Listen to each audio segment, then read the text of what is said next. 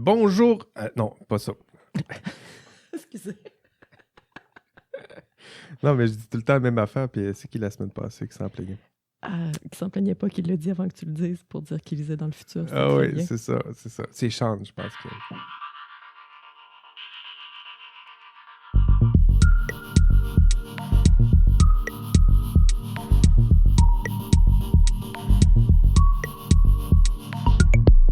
What's up? Les étudiants, étudiantes, comment allez-vous? Semaine 7, semaine de lecture et semaine de relâche. Et semaine où on relâche de moins en moins, où on ne relâche pas tout, du moins c'est notre cas cette semaine. Comment allez-vous? Bienvenue à votre cours d'éthique en classe synchrone. Bienvenue à ceux et celles qui vont écouter. Vous serez nombreux cette semaine en podcast. Bienvenue à votre rendez-vous hebdomadaire. On prend un café ensemble. J'ai le mien. Avez-vous le vôtre? Et on regarde ensemble les quelques tâches que vous avez à accomplir au module 7. Je suis cette semaine accompagné de Valérie qui est ici. Allô? Hello! Oui, je suis là. Allô Valérie. Donc Valérie, elle est là, elle est à distance de 2 mètres. Ce serait difficile de se toucher même si j'étire le bras, mais on est surtout, on est surtout séparés par un mur de plexiglas. Donc ça fait depuis le mois de novembre dernier là, qu'on n'avait pas enregistré ensemble dans le même bureau. Je me demande si c'était pas octobre. Tu sais, c'est juste, Octobre. c'est la fête de, excusez-moi à tout le monde pour la confession, c'est la fête de mon fils. Puis c'est juste avant que début octobre, puis c'est juste avant que Legault a mis des nouvelles mesures. Fait que la fête de mon fils est comme tombée à l'eau. Retourne en confinement. Ça se peut parfaitement même, je dirais. Mais là, c'est un grand retour. Il y a de l'espoir, du moins quand je vois ça. Là, c'est sûr qu'il y a de l'espoir. Les vaccins s'en viennent. On a déjà commencé à vacciner. Ça s'en vient. Semaine de lecture. Écoutez, on va vivre ça ensemble. La fin de la session, ça s'annonce fort. Ce sera prometteur tout ça avec des vaccins qui s'en viennent. On verra où on en est. Mais disons que même l'été, j'ai l'impression qu'on va avoir un été. Peut-être pas normal, mais on va avoir un été qui a bien du bon sens. Merci d'être là pendant la semaine de lecture. Je sais qu'il y en a plusieurs qui ont des plans pendant la semaine de lecture. Puis, il y en a plusieurs qui hésitaient. Je pense à Émilie qui m'écrivait la semaine dernière pour savoir est-ce qu'on va avoir un cours pendant la semaine de lecture? La réponse, vous l'entendez, là, c'est un oui performatif. Là. On est là ensemble. Donc, oui, il y a rencontre cette semaine. Je rappelle, ces rencontres-là sont toujours optionnelles. Hein. Vous êtes libre dans le cours. Il n'y en a pas de contraintes. Comme l'ensemble, d'ailleurs, des tâches dans ce cours, là, c'est-à-dire qu'il y a des contraintes, mais il n'y a pas de contraintes d'horaire fixe.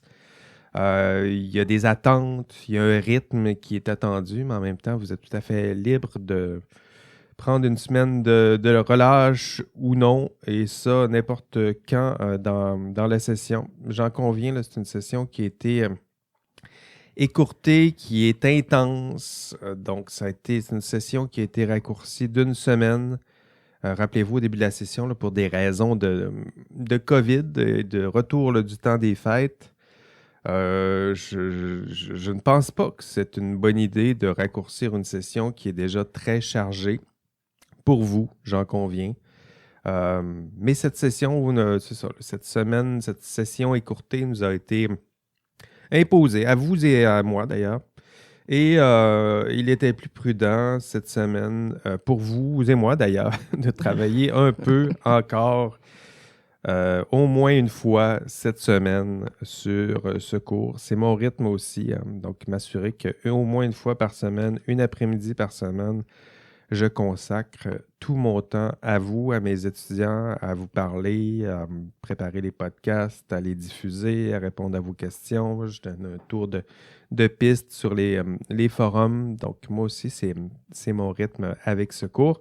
Je vous rassure, aujourd'hui, là, je vais essayer de faire ça le plus rapidement possible. Et pour ça, passons tout de suite à l'autre sujet.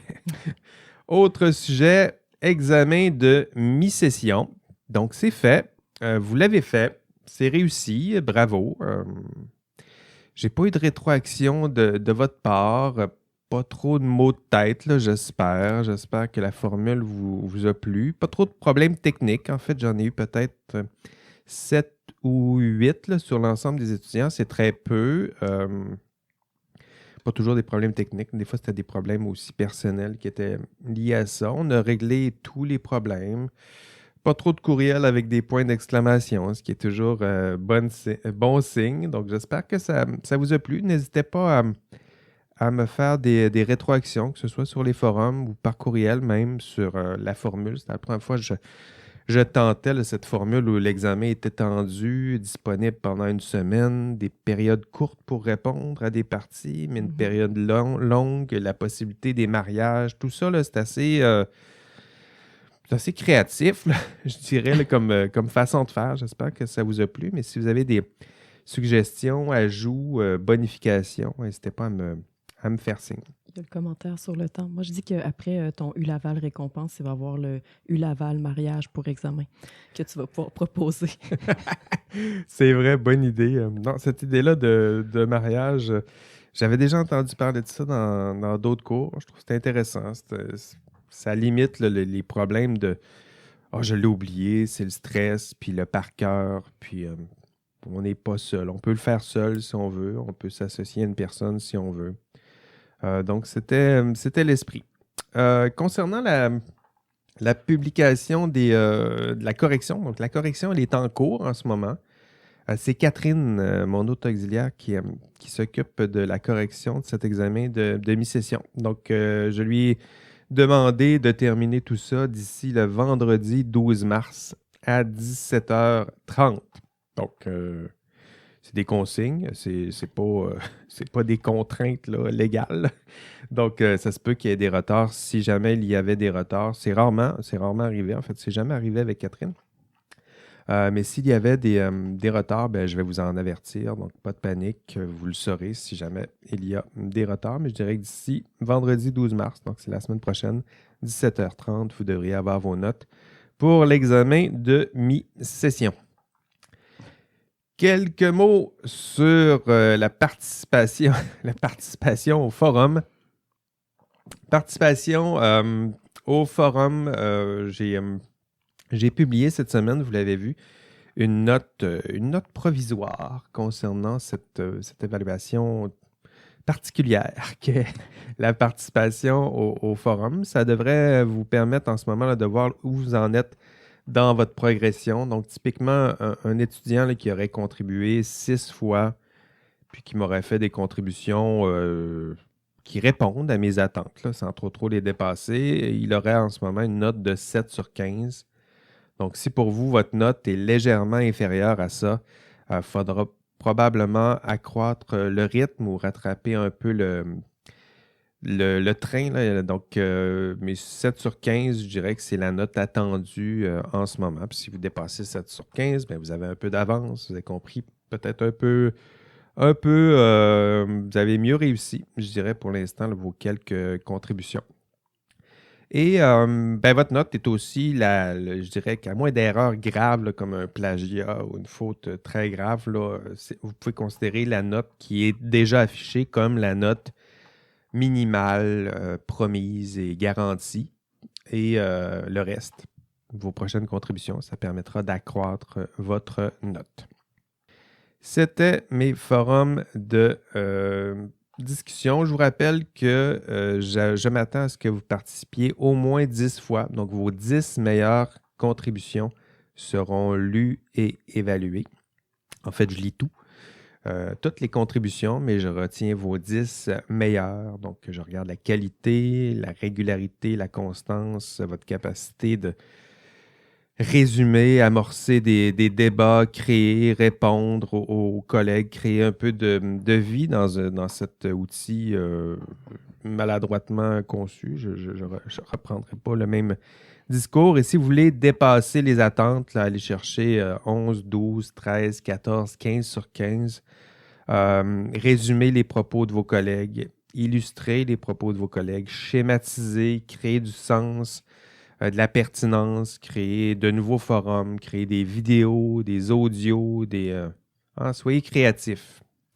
Faites du sens, de la pertinence, créez du contenu, de la structure, tout ça, là, c'est pas seulement pour vous, pour votre note, là, c'est aussi pour le bénéfice de l'ensemble des étudiants qui consultent ces forums de discussion pour vous, là, pour vous former. C'est souvent des questions, vous l'avez vu un peu dans l'examen de mi-session, là, c'est des questions qui peuvent ressembler à des questions en développement que je peux poser dans un examen. Donc, pour vous, c'est une façon de vous pratiquer, mais de vous pratiquer non seulement individuellement, mais en groupe, aller chercher qu'est-ce qui se dit de bon, qu'est-ce que les autres disent de bon, puis tranquillement, la peaufiner votre compréhension de certains sujets, vous pratiquez à écrire sur ces sujets. OK, module 7. Aujourd'hui, on va parler de plusieurs choses. Il y a plusieurs objectifs dans le module 7, mais aujourd'hui, on va se concentrer sur quelques réflexions un peu plus sérieuses. En fait, là, au module 7, vous êtes prêts à entamer vos quelques réflexions plus sérieuses, plus difficiles sur des thèmes profonds, importants, parfois un peu plus difficiles, du moins un peu plus philosophiques, très certainement. Alors, on va voir aujourd'hui la responsabilité. Donc, qu'est-ce que ça veut dire? Quel est le sens qui se cache derrière ce riche terme? Et le jugement. Donc, qu'est-ce que le jugement? Qu'est-ce que ça veut dire? Quelqu'un qui a du jugement, qui manque du jugement, qu'est-ce que le jugement professionnel? Quel sens on peut donner à ce terme? Commençons par responsabilité. Donc, qu'est-ce que ça veut dire être responsable? Hein, c'est le genre de... On l'entend tous les jours, là. T'es un garçon responsable, t'es une fille responsable, sois responsable, prends tes responsabilités. C'est le genre de terme qu'on connaît jusqu'à temps qu'on nous pose la question, pour reprendre Saint-Augustin là, qui disait le temps, je sais ce que c'est, là, jusqu'à temps qu'on me pose la question. Mais on pourrait dire la même chose avec la responsabilité. La responsabilité, je sais ce que c'est, mais jusqu'à temps que le prof me pose la question, qu'est-ce que ça veut dire être responsable? On l'entend partout, mais êtes-vous capable de le définir? On va le faire ensemble. Pour réfléchir à ce terme qu'est la responsabilité, partons ensemble de cette citation bien connue de ce philosophe à sa manière qui était l'oncle Ben Parker. Peut-être l'avez-vous vu ou entendu dans les aventures de ce très cher Spider-Man. Un grand pouvoir engendre de grandes responsabilités, disait ce cher oncle Ben, qui a éventuellement donné son nom à une marque de riz. Non, c'est pas vrai. Ce bout-là n'est pas vrai. With great power comes great responsibility. Donc, Ben Parker, la responsabilité, comment tout ça est incarné lorsqu'on regarde les héros, les super-héros. D'ailleurs, concernant les super-héros, tiens, je me permets de vous remercier et de vous féliciter pour vos contributions sur, je pense que c'est au module 6 où on vous parle les valeurs de vos super-héros. Hein, pour aborder la question des valeurs. D'ailleurs, c'est Valérie qui m'avait proposé cette question-là à poser sur les forums là, pour aborder la question des valeurs. Pourquoi on ne leur demande pas d'identifier les valeurs promues, défendues, incarnées par leurs héros et super-héros? C'est beau de voir ça. Là. Vous irez lire, là, mais je ne sais pas si vous avez remarqué, mais vous ferez l'exercice, là, mais ça en dit beaucoup, pas autant sur les super-héros que sur vous, je dirais. Hein? C'est-à-dire que si vous avez un psy, là, vous montrerez ça à votre psy. C'est-à-dire que ça en révèle beaucoup sur ce que vous êtes, ce que vous trouvez important, sur vos valeurs. Si vous avez décidé de faire ce choix, ça en dit beaucoup sur vous. Puis je dirais que ça en dit aussi beaucoup sur vous, mais votre groupe, hein, votre génération, les millennials en sciences et génie, là, c'est vraiment intéressant de voir ça. Là. Qu'est-ce qui vous stimule? Qu'est-ce qui donne sens pour vous? Quelles sont vos valeurs? On pourrait interpréter à partir de ça les valeurs de votre génération, les valeurs de votre future profession, même, je dirais, celle qui va vous représenter dans quelques années. C'est ça, c'est pas tous des millénials, je m'excuse, c'est aussi des Gen Z. Là. Ah, désolé, C'est nous là. qui sommes vieux. Désolé. Désolé, là. Il y a une petite parcellarisation là, des générations. Il faut être un peu plus précis. Donc oui, peut-être. Millennials, Gen Z, nommez-vous comme vous pouvez, là, si vous êtes né autour des années 2000, tiens, je vais le dire comme ça. Ce sera votre génération. Je vous parlais de quoi, là? Je vous parlais de Peter Parker et de son oncle qui nous parlait de la responsabilité, hein, avec la phrase « Un grand pouvoir engendre de grandes responsabilités ». Et il ajoute, ici dans le film en question, « C'est ce dont j'ai hérité, c'est ma destinée ».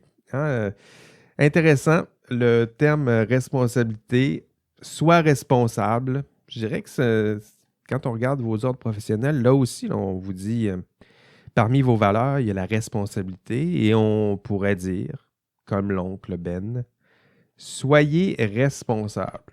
Hein, pour Peter Parker, Spider-Man, cette question-là va l'obséder dans l'ensemble de ses aventures. Qu'est-ce qu'être responsable?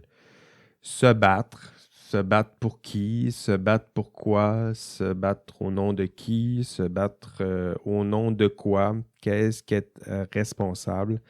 C'est la première partie de notre réflexion, donc poser cette question et voir que même la question peut contribuer à donner du sens à l'action.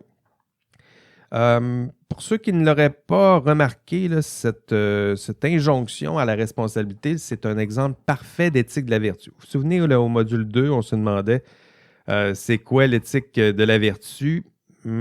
C'est à peu près exactement ça. C'est une valeur. Donc ici, c'est la responsabilité.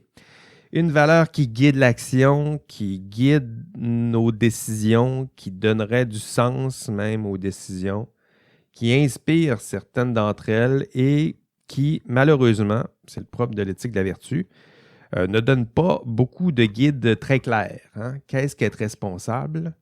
Ça prend quelques guides un peu plus clairs. Si on reprend la citation de l'oncle Ben, un grand pouvoir engendre de grandes responsabilités, le terme pouvoir, lui, est un peu plus simple.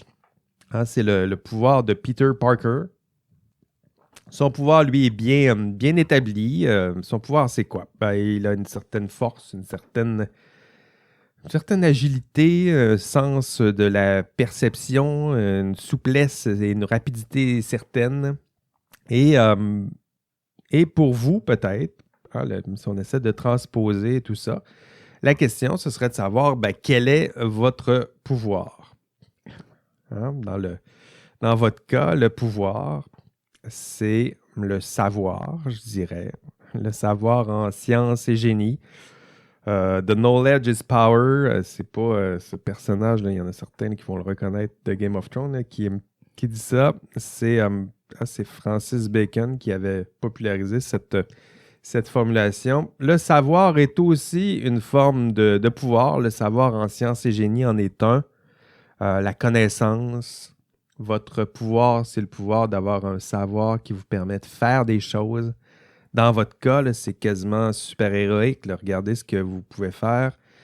Transformer le monde, transformer la matière, transformer la nature, explorer la matière, explorer l'univers, explorer l'infiniment petit, explorer l'infiniment grand.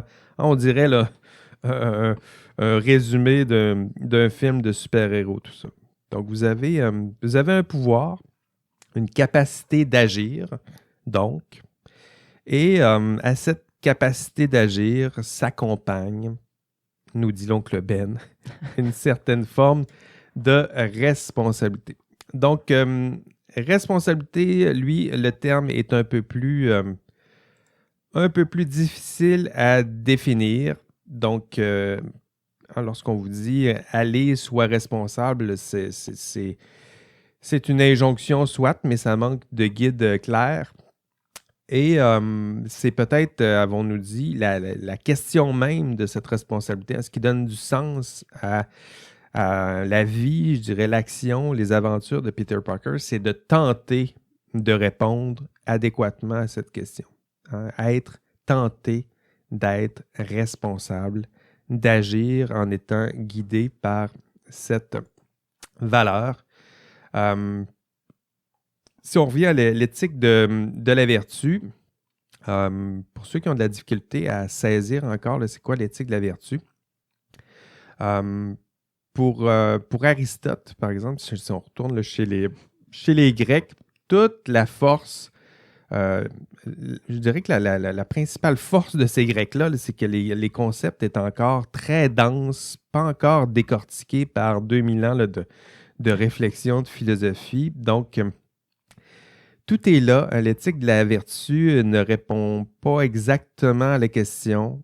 Elle ne vous aidera pas, par exemple, à définir ce qu'est exactement qu'être responsable. Typiquement, là, la réponse en matière d'éthique de la vertu à la question, c'est quoi être responsable? Dans l'esprit de l'éthique de la vertu, être responsable, c'est agir comme Peter Parker, qui lui incarne la responsabilité. Donc, l'éthique de la vertu, ça ressemble à ça. On ne définit pas exactement. On vous donnera plutôt des modèles qui incarnent cette valeur-là. Quoi faire si vous voulez être responsable? Agir comme la personne responsable. Et dans notre cas, ce sera Peter Parker ou Miles Morales. Là, choisissez votre préféré. Donc, tentez de bien agir, faire face aux conséquences de ses gestes. On va le décortiquer, là, je vous rassure, la responsabilité, là, mais les sens premiers sont toujours là. Tenter de bien agir, faire face aux conséquences de ses gestes, tenir compte des lois, évidemment, mais sans nécessairement y être assujetti complètement pour tenter d'être responsable, de répondre à cette injonction de l'oncle Ben. Donc, une réponse inspirante, peut-être, mais qui comporte une certaine forme de circularité, et ça, c'est toute la beauté de l'éthique de la vertu. Donc, qu'est-ce qu'être responsable? C'est agir comme la personne responsable. Donc, si jamais on vous demande de cerner l'éthique de la vertu, ça prend souvent cette forme de responsabilité. Valérie, elle rit parce que j'ai mis un mime à l'écran où on voit une personne qui fuit ses responsabilités. Donc, pour ceux qui avaient de la difficulté avec l'éthique de la vertu, là, c'est un peu ça. L'injonction de la responsabilité incarne tout à fait cela. Dans ce module 7, on va décortiquer la responsabilité. Il y aura plusieurs sens qu'on va lui donner. En fait, là, je vous disais que chez les Grecs, là, c'était dense. 2000 ans de réflexion, je dirais qu'il y a plusieurs philosophes qui se sont penchés sur les sociologues et penseurs qui se sont penchés sur le thème responsabilité. Il y a plusieurs sens, plusieurs déclinaisons maintenant de responsabilité. Dans ce cours, nous allons nous concentrer sur deux principaux sens, surtout dans l'enregistrement d'aujourd'hui, deux principaux sens. Il y en aura 5 là, dans l'enregistrement de cours, mais dans le module que j'ai donné en classe. Mais dans cet enregistrement, aujourd'hui, on va se concentrer sur les deux principaux. La responsabilité, deux sens. Le premier, c'est le sens rétrospectif. Donc, responsabilité, ça vient de répondre de ou répondre à, là, mais responsabilité puis répondre, là, c'est un peu le cue là, pour savoir d'où vient ce terme. Donc, répondre de, ça, ce sera le premier sens. C'est un sens qui est rétrospectif.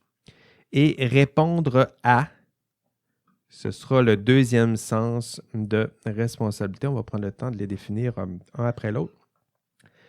Rétrospective. Donc, la responsabilité rétrospective, c'est l'idée que nous sommes responsables au sens de imputable. Donc, ça, c'est un synonyme que vous pouvez, lorsque vous voulez préciser votre pensée, être imputable, c'est être responsable d'une certaine manière. C'est quelqu'un qui répond des gestes plutôt, et des décisions qui ont été prises. Hein. Lorsqu'on regarde dans notre rétroviseur, là, il y a des décisions qui ont été prises, et être responsable, c'est être responsable de ces décisions là, qui ont été prises.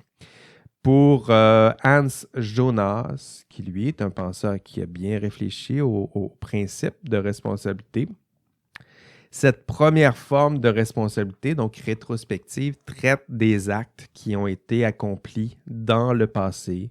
C'est une forme de responsabilité qui est associée aux notions de faute, aux notions de sanction. Donc ça, vous allez l'entendre dans l'exercice de votre profession en droit civil.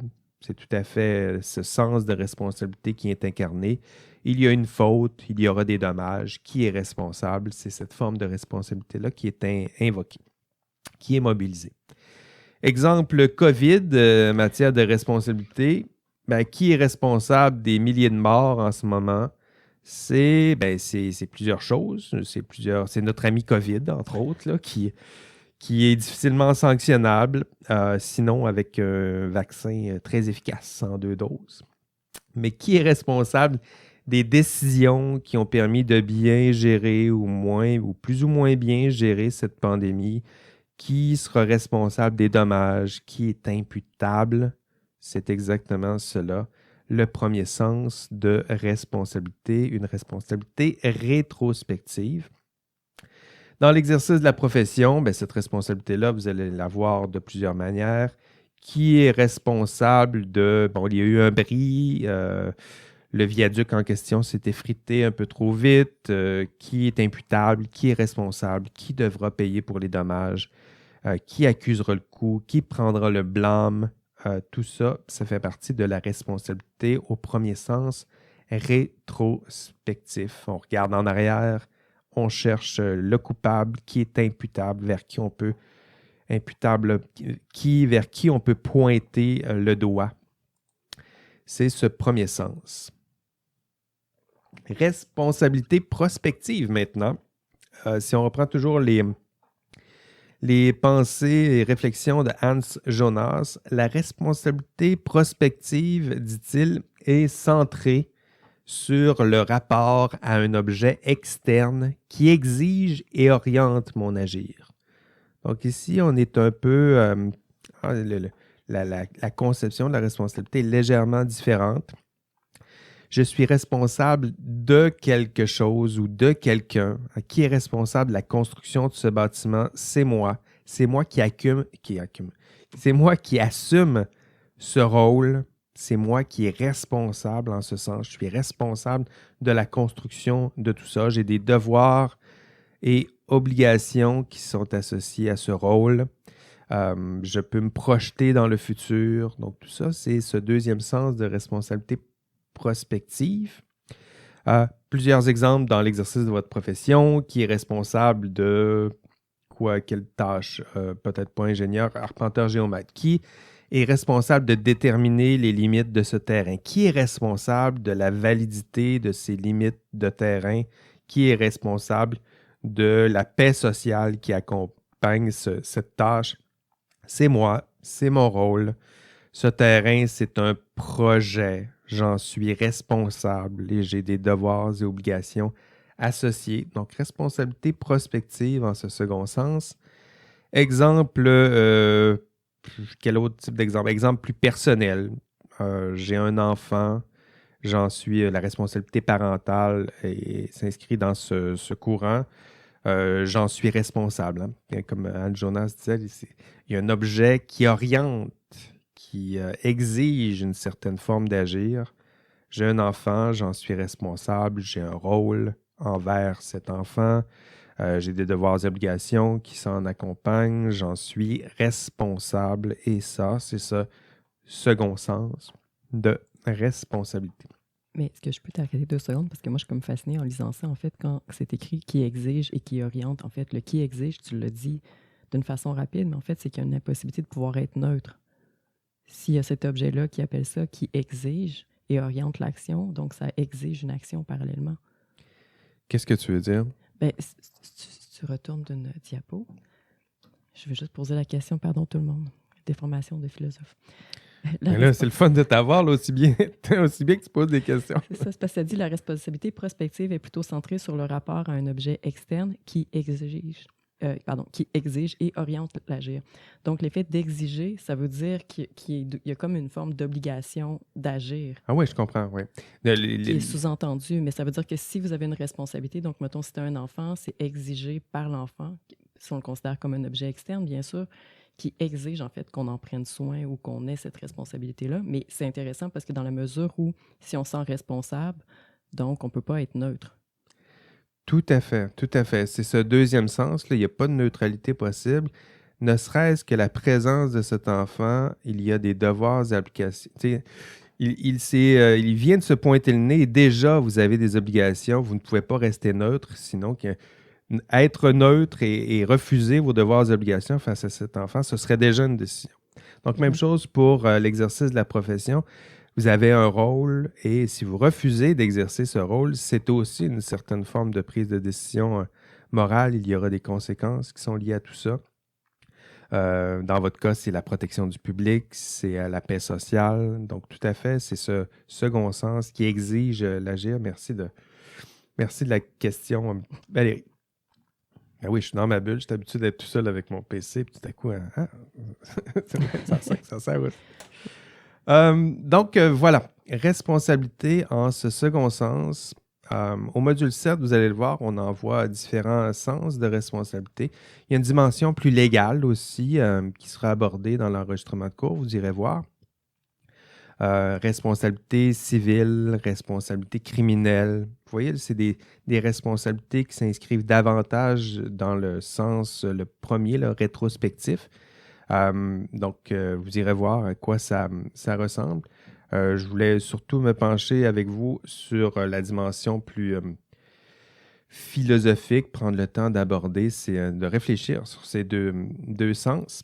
Mais dans les objectifs là, du module 7, on vous demande, premier objectif, être capable d'expliquer quels sont les 3 principaux régimes de responsabilité rétrospective. Ben, c'est justement cette responsabilité criminelle, civile et disciplinaire. Dans votre cas, là, votre responsabilité est souvent engagée de plusieurs manières et parfois à être responsable rétrospectivement, là, qui peut prendre le blâme et le mérite.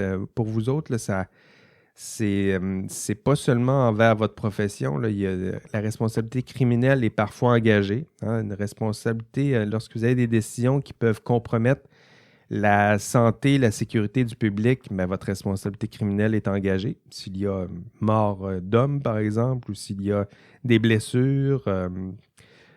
Donc, ça, c'est responsabilité criminelle. Responsabilité civile, j'en ai parlé un peu. S'il y a des dommages, si des dommages peuvent résulter de votre prise de décision, si vous avez commis des fautes qui se traduisent en dommages, si vous avez privé d'un gain une personne parce que vous avez pris une mauvaise décision, bien, votre responsabilité civile peut être engagée. Responsabilité disciplinaire, celle qui est liée à vos faits et gestes envers votre profession.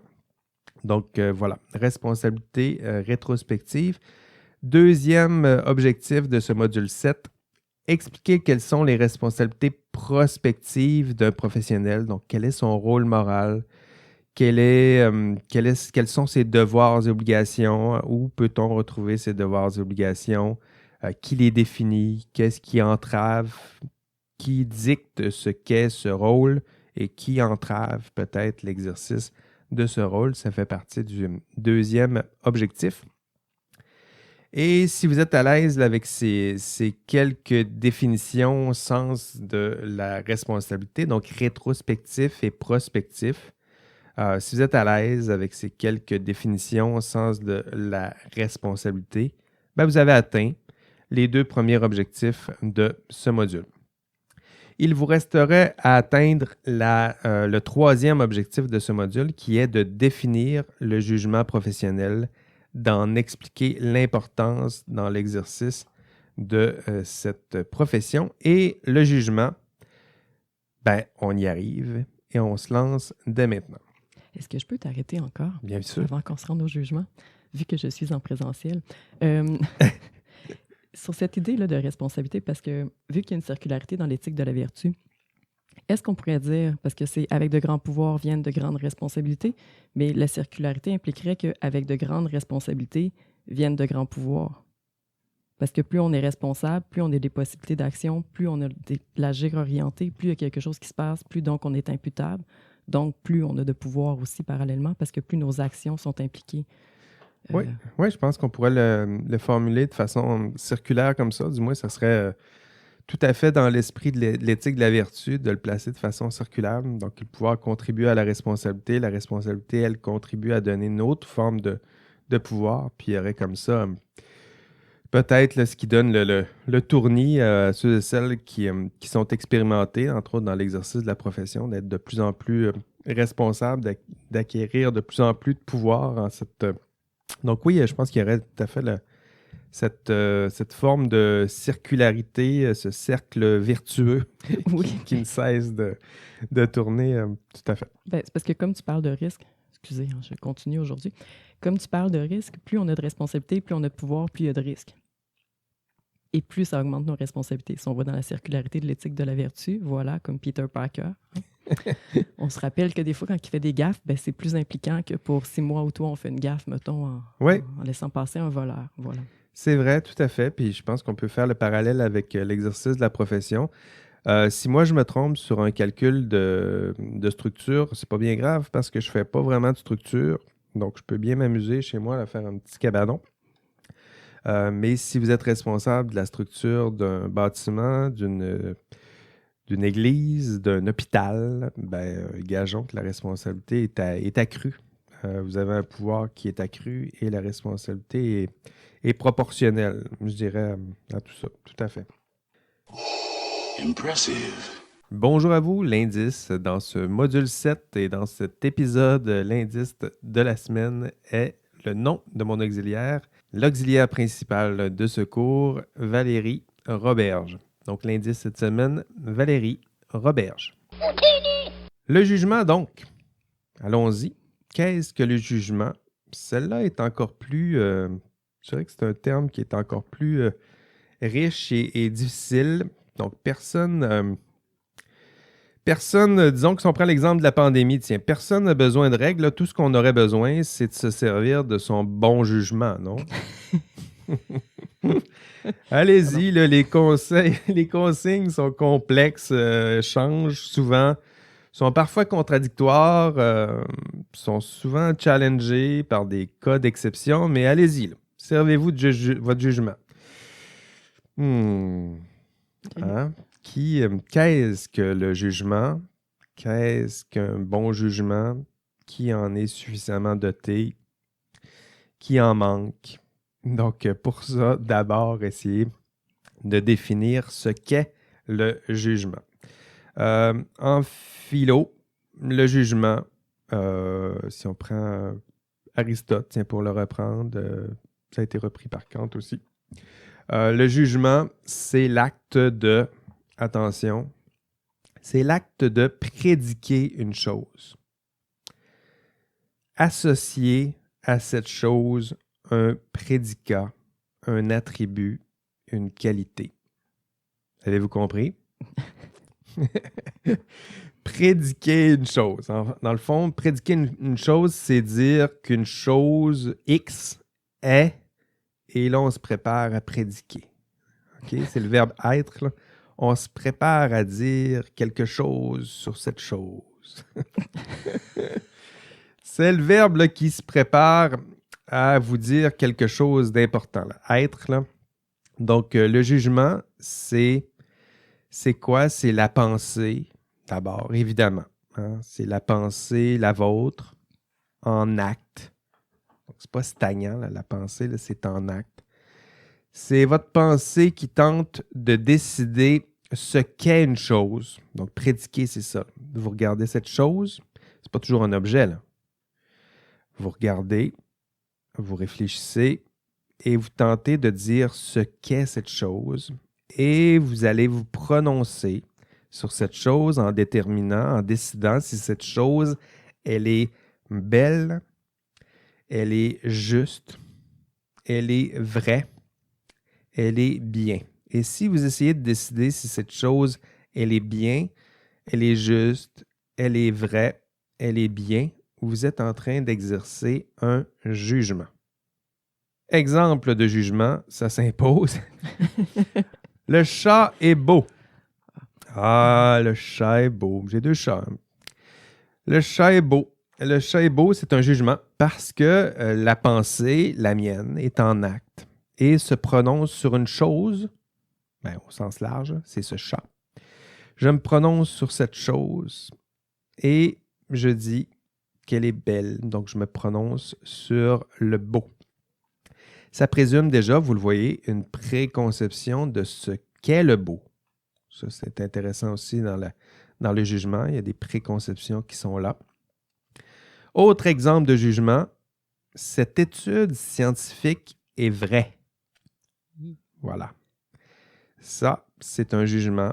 C'est la pensée, la vôtre, la nôtre, qui se prononce sur cette chose. Quelle est cette chose? C'est l'étude scientifique.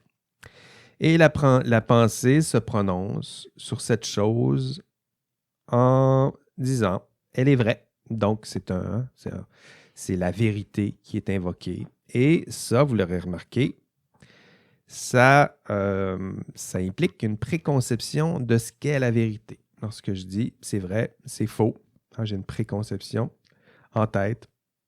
On vous demande rarement de définir ce qu'est la vérité, mais si vous êtes capable de dire « c'est vrai », c'est parce que vous avez cette préconception. Autre exemple, cette décision de la santé publique qui concerne la réouverture des restaurants est injuste. Voilà. Ça, c'est un jugement. C'est un jugement parce que c'est ma pensée qui est en acte, qui se prononce sur cette chose. Cette chose ici, c'est la dernière décision de la santé publique. Et que la pensée se prononce par rapport au juste.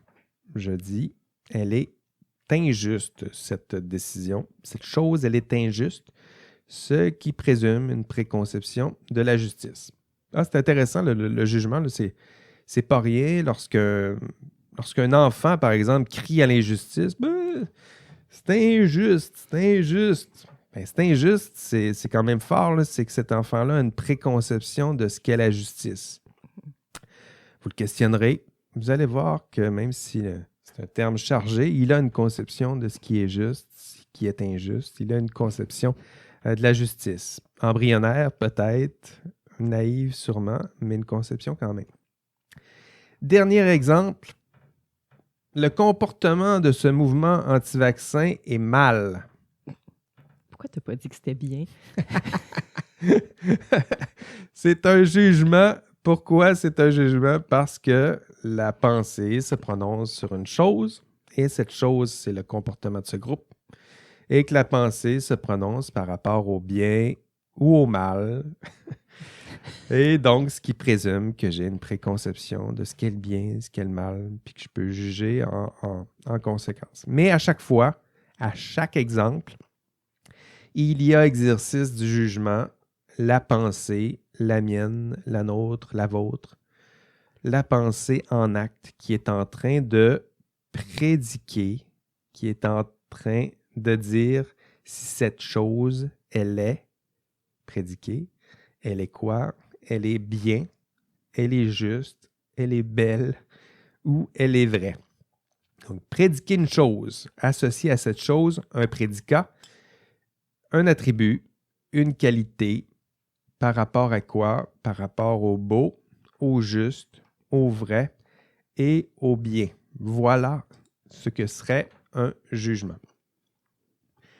Dans l'exercice de votre profession, revenons sur le terrain, l'exercice du jugement professionnel est partout. C'est au cœur, je dirais, de l'exercice de votre profession. On vous dira le jugement professionnel, exercer son jugement professionnel, l'importance, la fragilité de l'exercice de ce jugement professionnel. Vous remarquerez que ce jugement, lorsqu'on vous demandera de l'exercer, s'exerce toujours dans un contexte d'incertitude, ne serait-ce que parce que, rappelons-le, le bien, le vrai, le juste, sont des notions complexes. Ce sont des notions hautement incertaines Il y a des zones d'incertitude qui sont liées à ça. Mais je croirais que vous allez me dire que vous avez une conception certaine du bien avec un grand B, avec un grand V, le vrai, la justice. Il y a matière à discussion. Donc, il y a un contexte d'incertitude. D'ailleurs, il n'y a pas vraiment de jugement sans cette forme d'incertitude. Hein. Le jugement, s'il y a certitude, le jugement n'est plus nécessaire. Le jugement en acte n'est même plus pertinent. Hein, est-ce que ça prend du jugement pour décider que 2 plus 2 égale 4? Pas vraiment. Pas besoin de jugement. D'ailleurs, demandez à votre calculatrice, vous allez voir qu'elle elle va vous le dire que 2 plus 2 est égal à 4. Donc, la certitude écarte, au contraire, l'exercice du jugement. On a besoin d'exercer notre jugement lorsqu'il y a ces zones d'incertitude. Lorsqu'il y a ces zones, le jugement est nécessaire et la qualité de ce jugement permettra de gérer prudemment l'incertitude. Je t'arrêterai pour en fait poser tout de suite la question de Kimberly qui est en ligne. Mais parce qu'il y a rapport au jugement, mais ça va te permettre aussi de pouvoir élaborer sur ce que tu viens de dire. Parce qu'elle dit donc, si je prends une décision par rapport à une situation, au final, même si je prends en considération les différentes conséquences, règles, valeurs, au final, c'est mon jugement et mon jugement m'amène à aller contre l'impartialité dont parle Legault. Non. Puis là, ben, c'est là que j'ai dit, pas nécessairement, mais je te laisse élaborer. Parce que tu viens de parler des différents types de jugements puis de la qualité du jugement. C'est sûr que lorsqu'on prend une décision comme ça, ne serait-ce que parler d'éthique, prendre des décisions, il y a nécessairement une forme d'incertitude. Donc, vous n'arriverez jamais à la certitude que vous avez avec 2 plus 2 égale 4. Par contre, dire ça, ce n'est pas dire qu'on peut dire tout et n'importe quoi et que tout se vaut. Hein, lorsqu'on exerce ce jugement, au contraire, un jugement prudent, ben, ça tient compte de plusieurs choses. On le voit avec la grille de Legault. Ben, le jugement prudent, il s'inspire des conséquences positives, négatives sur l'ensemble des parties prenantes. Il tient compte des lois, des règles. Il va tenter des lois, des règles les plus pertinentes, des plus fortes, des plus pertinentes, oui. Puis tenter de saisir en plus dans l'exercice de jugement, prendre un cas concret, spécifique et tenter de voir comment ces règles et ces conséquences, le calcul de ces conséquences et ces règles, comment j'en tiens compte dans ce cas précis concret. Donc, c'est ça qui se passe là, avec l'exercice du jugement. C'est pas parce qu'on dit incertitude qu'on peut juger. C'est pas seulement une certaine, c'est pas seulement de la subjectivité. Ce serait un raccourci là, qui serait un peu paresseux de dire ça. Au contraire, l'exercice du jugement, c'est difficile. L'exercice prudent du jugement, c'est encore plus difficile. Il y a des zones d'incertitude et le but, c'est de prendre la meilleure décision possible dans ce contexte d'incertitude et non pas conclure que parce qu'il y a incertitude, nécessairement, on peut prendre à peu près n'importe quelle décision. Il s'agira d'assumer les risques qu'on a pris. Non, ce n'est pas exactement ça. Il y a des nuances à faire. Donc, tenir compte du contexte et ne pas seulement tenir compte du contexte, traiter au cas par cas, mais ne pas seulement traiter au cas par cas. Prendre tout ça, les lois, les règles, les conséquences positives, négatives, et voir comment tout ça s'applique à un cas concret. Donc ça, on est plutôt dans cette forme d'exercice du jugement. Donc j'espère que je réponds à... Oui, puis j'ajouterais avec toi aussi que comme Legault va vous demander d'avoir un jugement impartial, bien, vous devez travailler votre jugement pour qu'il s'approche le plus possible d'une forme d'impartialité, considérant qu'il peut toujours rester un peu de partialité ici, là, dans l'incertitude justement, et dans des fois notre incapacité à être tout à fait impartiale, mais vous allez tendre vers l'impartialité, donc c'est ça. C'est aller chercher, c'est sûr que c'est une pensée qui juge, donc il y a une certaine forme de subjectivité.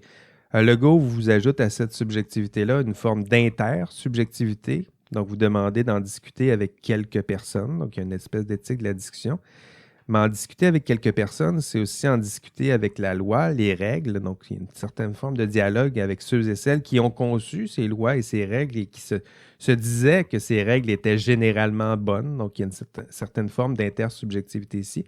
Mais c'est sûr que vous n'arriverez jamais à une certaine forme à une décision objective et froide, coupée, comme on voit en mathématiques, ben, si on a ce genre de certitude en mathématiques, c'est justement parce que les mathématiques sont coupées de la réalité. Ils existent uniquement dans la tête du mathématicien. Là. Si on reprend l'exemple géométrique, là, moi, c'est comme ça qu'on m'enseignait la géométrie. Le cercle parfait n'existe à nulle part, là, sauf dans l'esprit de celui qui le conçoit. Là. Vous pouvez voir toutes sortes de vrais petits cercles qui s'en ressemblent, mais le cercle parfait où tous les points seraient idéalement équidistants d'un point nommé centre, ce cercle-là n'existe pas. C'est un concept qui est là dans notre tête pour nous permettre de comprendre la réalité, qui sont des cercles imparfaits comme ça. On va dire que c'est un cercle, mais il n'est pas tout à fait parfait. Là. En ce moment, je montre le dessus de mon gobelet de café. C'est ça, moi, je suis peut-être pour dire, dans la même façon, le jugement impartial, parfait, existe aussi juste dans notre tête. Exactement, mais dans les réalités, c'est ça, on fait face à cette complexité, à ces zones d'incertitude. L'exemple COVID, par exemple, le contexte de la COVID est bourré d'incertitudes. Vous le voyez, là? Surtout au début, c'est quoi ce virus? Comment il se propage? Quoi faire dans ce contexte? Il y avait plusieurs zones d'incertitude. Le confinement, faut-il le rendre obligatoire? Le masque, faut-il le rendre obligatoire? La vaccination, maintenant, faut-il la rendre obligatoire? Qui va se faire vacciner en premier, en dernier? Les tartelettes d'Arruda, est-ce qu'elles sont bonnes ou pas bonnes? On n'est plus certain, du moins, on n'est rien de plus incertain. On est dans ces zones-là.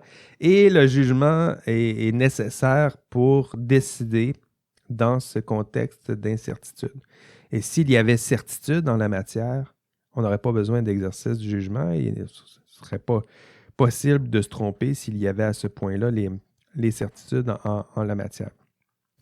Et qui devra exercer un jugement professionnel en zone d'incertitude? Ben, c'est vous. Et oui, quoi faire, comment jongler avec ces zones d'incertitude? C'est vous. Dans l'exercice de votre profession, full d'incertitudes. Il y en a plein. Si vous pensez que l'exercice de votre profession est aussi clair et certain que les problèmes qu'on vous demande de résoudre dans vos volumes universitaires, là, on est loin de là. Des études contradictoires, vous allez en voir. 30 études disent que oui. 12 études disent que non. Qu'est-ce qu'on fait? Quelles sont les études les plus pertinentes, les plus rigoureuses, les plus justes? On est dans ces zones d'incertitude-là et ça prend des personnes comme vous pour trancher, décider entre deux valeurs, par exemple. Il y a exercice du jugement, il y a des zones d'incertitude. Quoi choisir? Est-ce qu'on est plus transparent? Est-ce qu'on privilégie la sécurité? Je pense en informatique, par exemple. Sécurité du public, allégeance envers l'employeur. Donc, des valeurs qui sont là, qui sont importantes, mais il y a une zone d'incertitude et on doit trancher, exercer notre jugement. Incertitude par rapport à des concepts fondamentaux, la santé, la sécurité du public. Protéger le public, tiens, on vous demande ça. Mais il y a une zone d'incertitude, là, on vous demande de protéger le public. Oui, mais c'est qui le public? Quel public? Quel public? Celui qui est là en ce moment, que je dois servir et desservir en ce moment, ou celui qui sera là dans 1 ou 2 générations? Tiens, si on prend les enjeux environnementaux, qui est le service? Qui dois-je servir en ce moment? Tout ce public, un public en particulier. Jugement et rejugement. Jugement de qualité professionnelle en plus. Donc, qui s'appuie quoi? Qui s'appuie sur la science, le savoir, les normes, la rigueur, les attentes du public les plus élevées. C'est dans ces zones délicates et complexes que vous devrez exercer votre jugement. Et si vous comprenez ce qu'est le jugement, vous comprenez aussi celui qui manque de jugement. Hein? Donc, le manque de jugement, c'est quoi? Hein, ici, à l'écran, on voit un conspirationniste. Là. Que reproche-t-on exactement à ceux et celles que vous... ça dérange un peu. Que reproche-t-on exactement à ceux et celles que vous voyez sur les réseaux sociaux, là, puis que vous direz qu'ils manquent de jugement, hein, qui voient des liens entre la 5G et la COVID. C'est quoi le problème? Est-ce qu'il manque d'informations? Est-ce que... je pense pas. Je pense qu'au contraire, ils ont des informations, ils en ont à la tonne. Est-ce que ces informations-là sont justes, sont vraies, sont pertinentes? Qui décide qu'une information est vraie, juste, a de la valeur? Ça prend du jugement pour juger de tout ça. Curieusement, le signe peut-être le plus évident de manque de jugement, c'est justement peut-être d'accepter cette zone d'incertitude dans le savoir. Le refus peut-être de la complexité qui est propre à la réalité concrète. Vous le savez, si vous avez fait des problèmes difficiles, des projets, construire des projets complexes, il y a des zones d'incertitude, il y en a à la tonne, et le manque du jugement réduit des problèmes complexes à des... Bon, c'est pas compliqué, c'est que ceci, c'est que cela. Donc, quiconque a fait une vraie aventure scientifique ou explorer un domaine du savoir, il sait qu'une certaine rigueur, celui qui réfléchit à ce problème-là avec une certaine rigueur ne peut pas réduire les problèmes à des que ceci et que cela. Là, la réalité complète est complexe plutôt et là, plusieurs zones d'incertitude. Et celui qui manque de jugement, c'est justement cette pensée qui peut-être, pour reprendre notre expression, cette pensée qui n'est plus en acte. La pensée qui se contente d'explications finies, simples, trop certaines justement à certains problèmes complexes. Là, c'est la pensée qui refuse d'accepter la complexité, les zones d'incertitude. Voilà. C'est tout. Au module 7, je voulais voir avec vous la responsabilité, le jugement, le manque de jugement, on l'a vu aussi. Les objectifs du module 7, être capable d'expliquer quels sont les principaux régimes de responsabilité. On a vu le concept de responsabilité rétrospective, prospective. Dans l'enregistrement de cours, vous allez avoir responsabilité criminelle, civile, disciplinaire. Expliquer les responsabilités prospectives d'un professionnel, autrement dit, quel est son rôle, quels sont ses devoirs et obligations, quelles sont les attentes à son endroit, qui est l'objet de son action, le public notamment. Et enfin, définir le jugement, d'une part, le jugement professionnel, d'autre part, d'en expliquer la valeur au sein de l'exercice de votre profession. Encore une fois, le jugement professionnel au cœur de l'exercice de votre profession. Et qu'est-ce que vous devez faire dans ce module 7? Nous rejoindre en classe, écouter ce podcast, visionner l'enregistrement de cours. Regardez, j'ai préparé un PowerPoint aussi sur responsabilité, jugement professionnel. Lire aussi le texte de Jean-Louis Baudouin là, sur la responsabilité civile contractuelle. Donc là, on est dans... C'est toujours les mêmes sens, la responsabilité rétrospective, civile, mais en plus contractuelle. Qu'est-ce que ça veut dire? Qui est imputable en la matière lorsqu'il y a un contrat? Donc, pour vous, là, c'est très concret tout ça. Là. On part de la philo, mais on est vraiment sauté sur le terrain maintenant. Là. La responsabilité rétrospective contractuelle en matière de droit civil.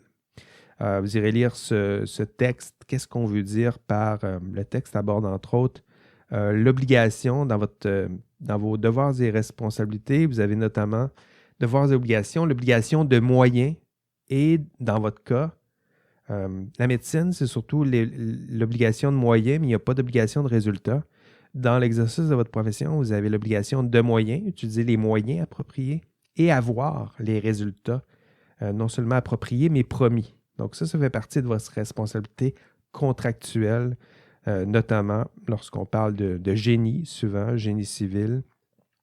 Responsabilité civile dans un tout autre sens. Vous irez lire le texte de Jean-Louis Baudouin. Vous irez compléter le questionnaire. Vous irez lire aussi le rapport de Luc Bégin, Danny Rondeau, Nicole Marchand sur l'effondrement du viaduc de la Concorde. Eux ont réfléchi, qu'est-ce que la responsabilité? Qui sont les responsables? Vous n'êtes pas sans savoir que ce viaduc s'est effondré il y a quelques années, plus de 10 ans maintenant. Qui est responsable? Qu'est-ce que ça veut dire qu'être responsable? Pourquoi les professionnels ont-ils à ce point aujourd'hui, à ce jour, de la difficulté à se sentir responsables de structures aussi importantes, alors que leur rôle social, c'est justement d'en prendre la responsabilité, le blâme, le mérite, évidemment. Donc, vous irez lire ce rapport. 7, allez participer au forum. Et 8, continuez vos travaux. TP2, TP2, TP2. C'est ce qui vous attend dans les prochaines semaines. C'est tout. Excellente semaine. On ne lâche pas. C'est la semaine de relâche. Je sais en ce moment que c'est plus difficile. Je sais pour vous qu'il y a beaucoup à faire. Certains ont même pris du retard en ce moment. On se lève les manches, on se relève les manches plutôt. Puis on travaille. Si je peux vous aider d'une quelconque façon, que ce soit Valérie ou moi, n'hésitez pas à nous faire signe, nous faire signe, nous poser vos questions sur les forums, nous écrire directement par courriel, c'est toujours possible, ou nous notifier dans vos travaux, Teams, etc. Et on prendra le temps d'aller répondre à vos questions. Sinon, prenez soin de vos proches, prenez soin de vous, grand soin de vous, et on se revoit mardi prochain. Allez, bye bye.